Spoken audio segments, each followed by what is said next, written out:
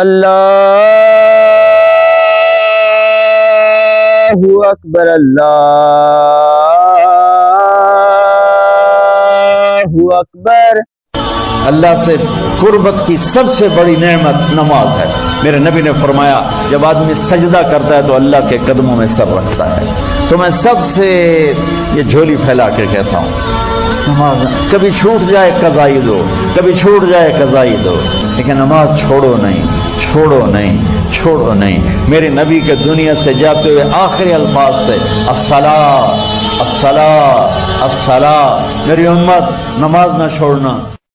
حضور نے وقت وصال جو آخری بات کی تھی نا، ظاہری طور پر آخری بات جو حضور نے کی تھی، دو باتیں محبوب نے فرمایا تھا، ایک نماز کا خیال رکھنا اور ایک فرمایا اپنے غلاموں کا خیال رکھنا۔ ان دونوں چیزوں کا خاص خیال رکھنا درد سے کہتا ہوں، امت نے دونوں پر ہی توجہ کم کر دی۔